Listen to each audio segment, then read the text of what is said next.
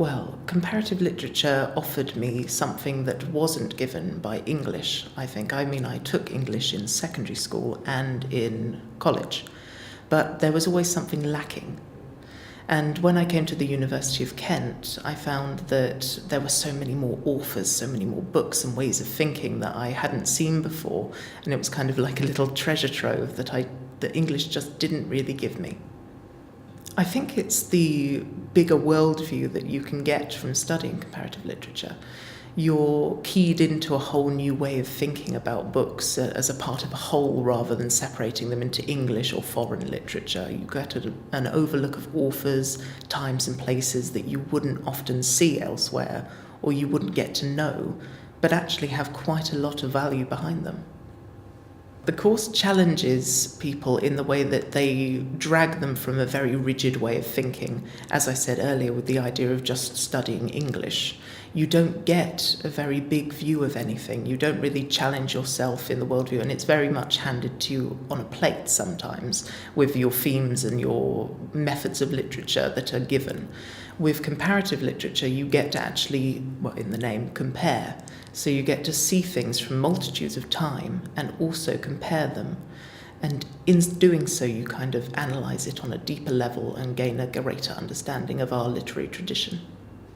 My most interesting piece of work that I'm still deeply fascinated by today was an essay on women in Greek tragedy, mainly in literature and theatre.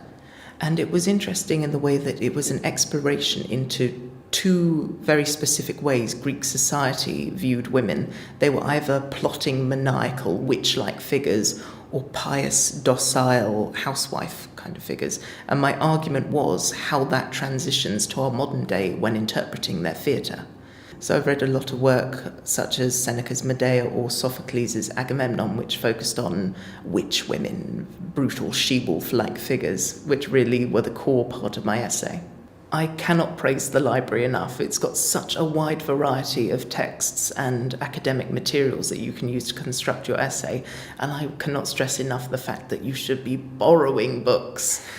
Students, of course, have the pressure on them to buy and buy and buy all of the books for their seminars, but the library has a very well-stocked resource of them. So if you're ever lacking a text, it's best to go there. And the library system of booking out computers is easy. Even if you have a broken laptop, you can go and rent one, or you can use the computer rooms.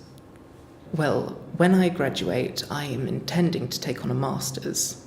And from there, I'm balancing the idea of doing a doctorate. I thought while I'm young, I might as well get it all out of the way first and then go straight into it.